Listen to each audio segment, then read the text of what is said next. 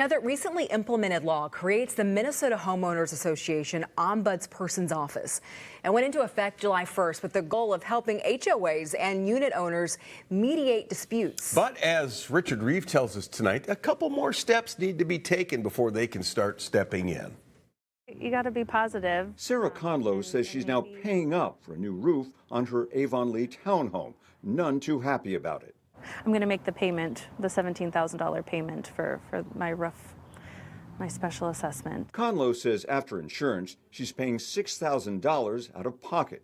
She's among 5 Avon Lee homeowners who sued their own HOA after they got billed for a re-roofing job they say they didn't need. I think that mediation would have really helped have a different outcome in our situation here. Surprised and disappointed, yeah, but this is what's happened. This HOA industry has sort of exploded. Senator Matt Klein says he's concerned that Minnesota doesn't have a mechanism to regulate that industry.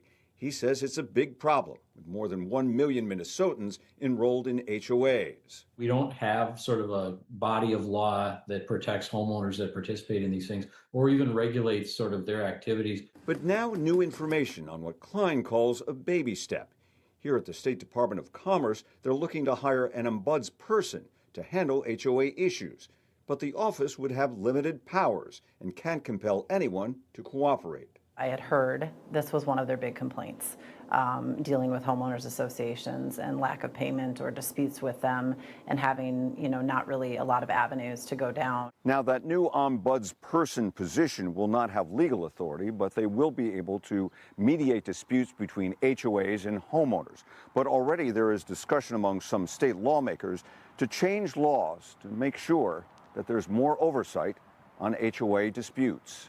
Among the ideas, a cap on HOA fines and rules that board members disclose any conflicts of interest. Hopefully that we can resolve some of those things, or that office can resolve some of those issues, which may have been a little bit more difficult in the past without a kind of neutral third party. We have so many individuals in Minnesota that live in an HOA where this could impact them in the future, so I hope that it really is on the table and that there's positive change. In Lakeville, Richard Reeve, 5 Eyewitness News. The Department of Commerce says filling the ombudsperson position could take weeks or longer. Under state rules, applicants can't be an HOA member or management group. State employees are also banned from applying for that job.